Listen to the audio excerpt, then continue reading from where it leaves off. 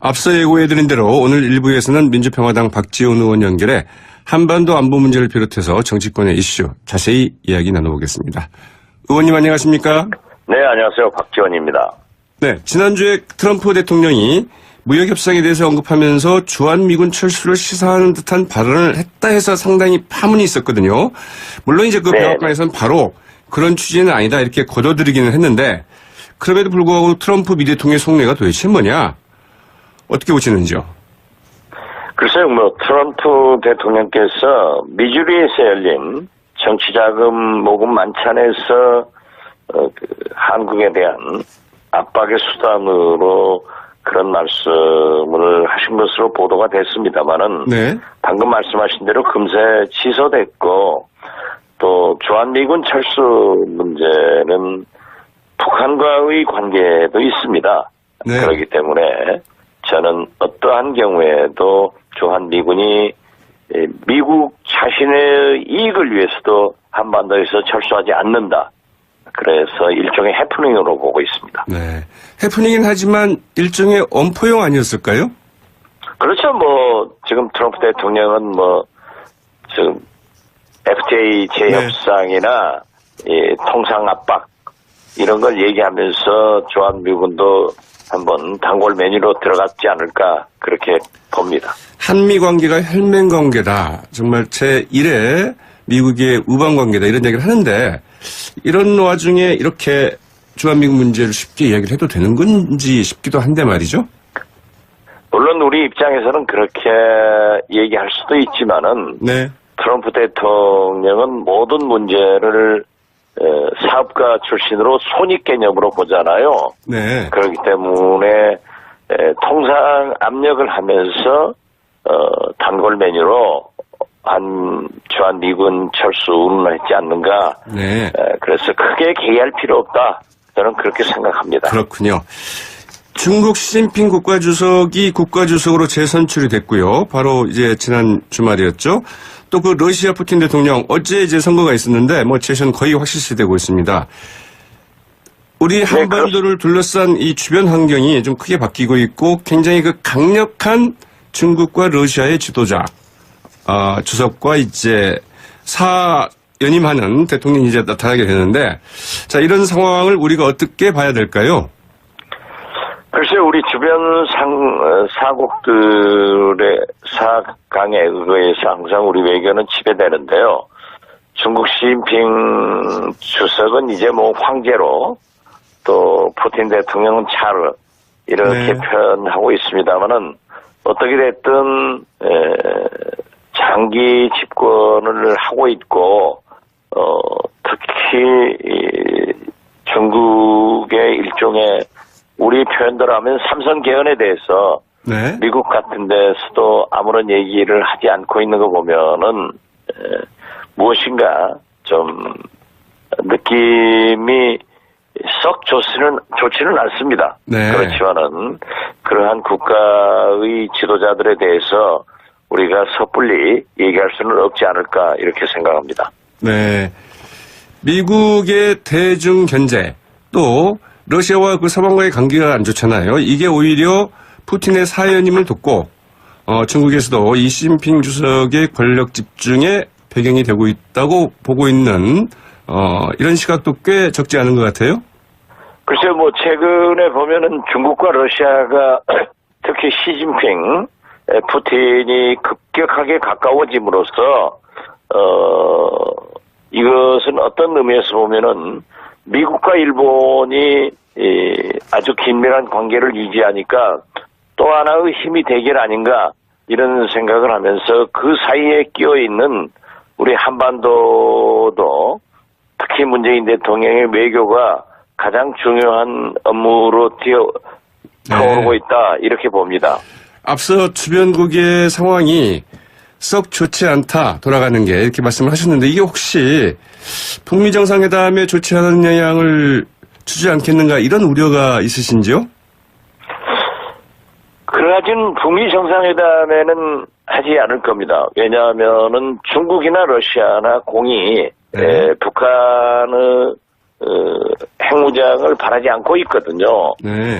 사실 중국이 가장 북한의 비핵화를 바라는 나라이기 때문에 그 북미 정상회담, 특히 비핵화를 위한 그러한 회담에는 저는 오히려 긍정적으로 네. 미칠 수 있다 그렇게 봅니다. 네.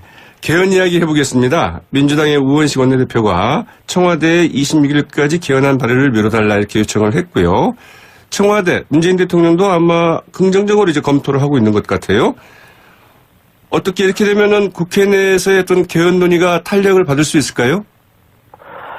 국회 개헌은 제왕적 대통령의 권한을 분산시키자고 하는 분권형 개헌을 모두 정치권에서 국민들도 원했습니다. 네. 그렇지만은 지금 현재 문재인 대통령께서 4년 중임제, 대통령 중심제로 개헌을 발의하겠다라고 하는 것은 국회와 국민의 의사를 잘못 생각하고 계시는 거다. 저는 네. 이렇게 평가를 합니다. 네. 그래서 국회에서 개헌을 합의해라.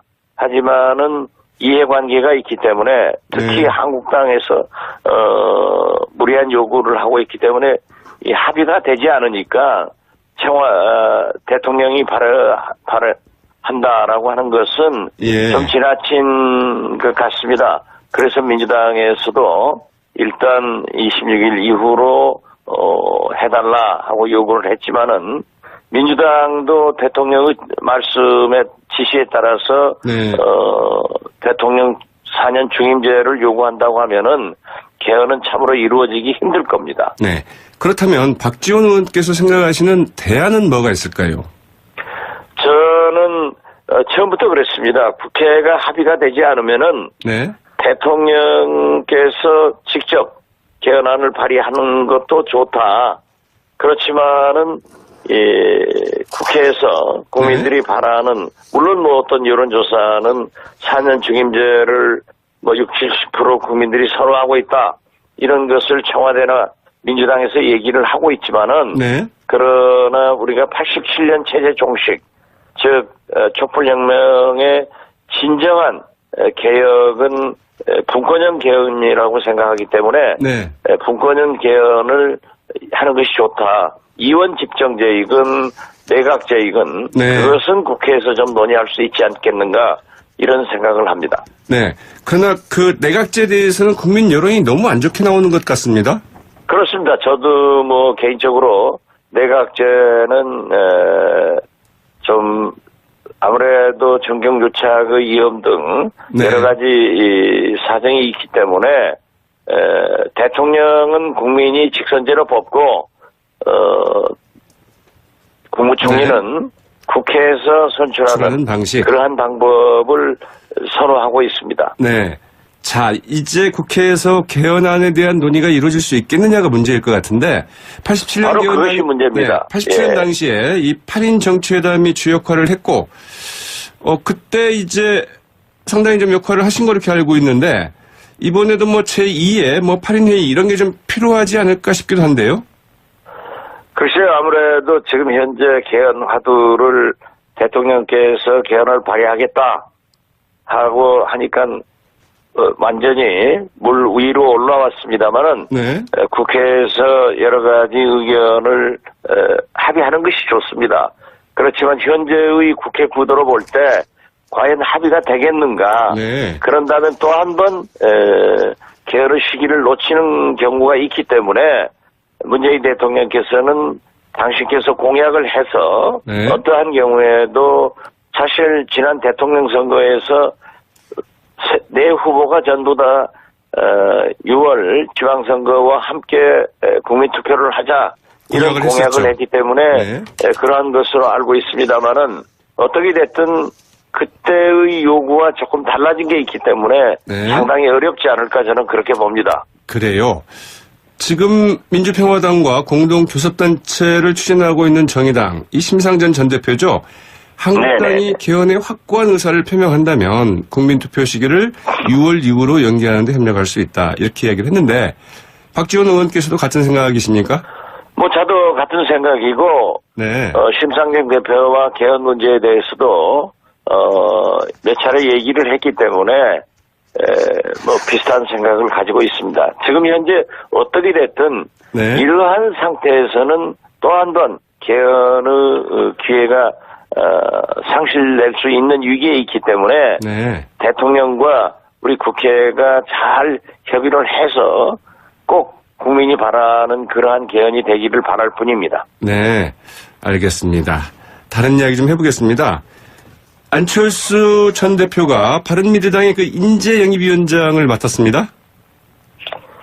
글쎄 뭐 바미당에서 인재영입위원장을 맡는 것은 뭐 제가 관여할 바는 아니지만 네. 안철수 대표는 국민의당에서도 약 6, 7개월 지난 대표 선출 후에 인재영입위원장을 맡았습니다. 네.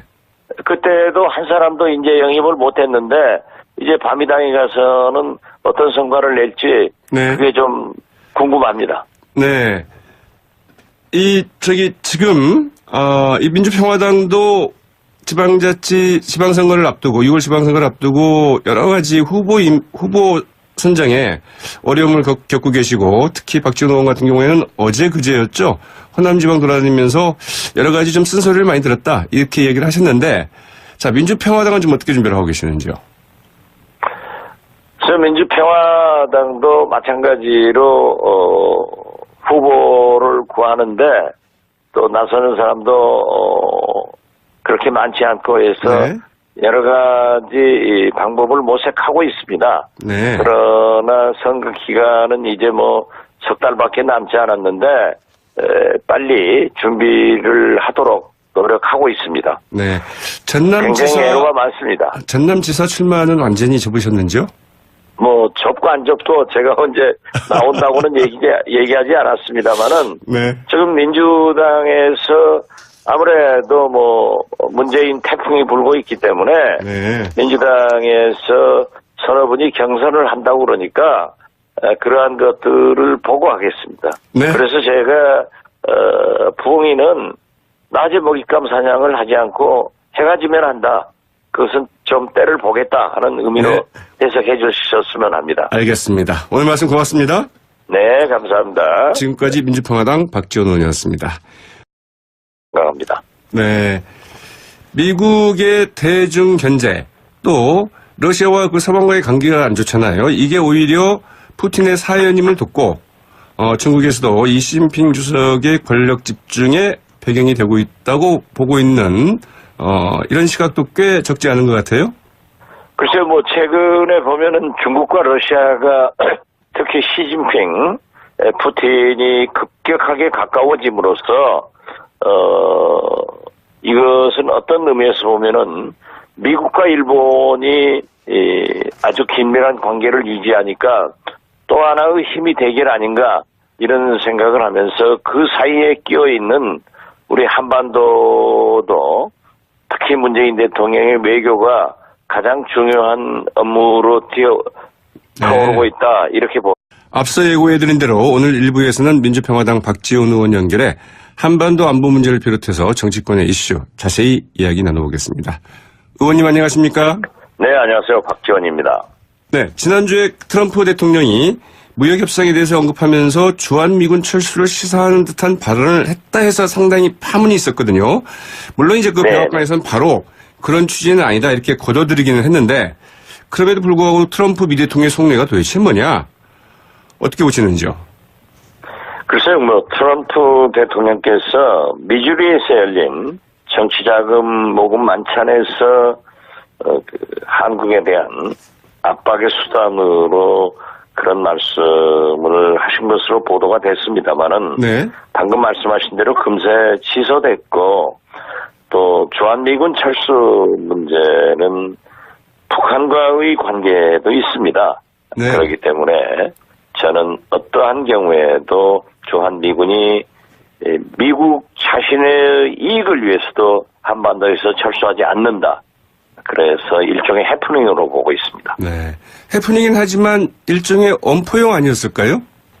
그렇죠. 뭐 지금 트럼프 대통령은 뭐 지금 FTA 재협상이나 통상 압박 이런 걸 얘기하면서 주한미군도 한번 단골 메뉴로 들어갔지 않을까 그렇게 봅니다. 한미 관계가 혈맹 관계다. 정말 제1의 미국의 우방 관계다. 이런 얘기를 하는데 이런 와중에 이렇게 주한미군 문제를 쉽게 이야기를 해도 되는 건지 싶기도 한데 말이죠.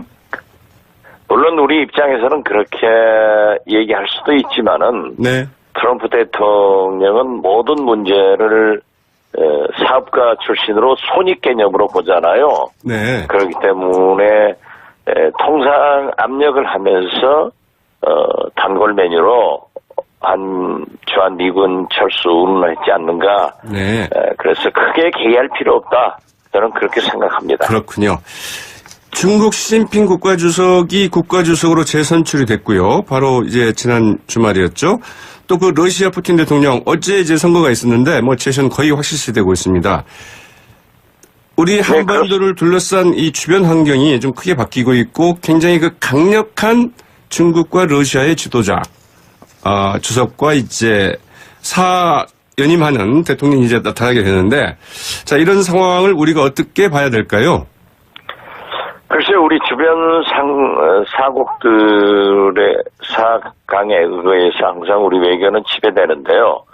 중국 시진핑 주석은 이제 뭐 황제로 또 푸틴 대통령은 차르 이렇게 네. 표현하고 있습니다만은 어떻게 됐든 장기 집권을 하고 있고 특히 중국의 일종의 우리 표현대로 하면 삼선 개헌에 대해서 네. 미국 같은 데서도 아무런 얘기를 하지 않고 있는 거 보면은 무엇인가 좀 느낌이 썩 좋지는 않습니다. 네. 그렇지만은 그러한 국가의 지도자들에 대해서 우리가 섣불리 얘기할 수는 없지 않을까 이렇게 생각합니다.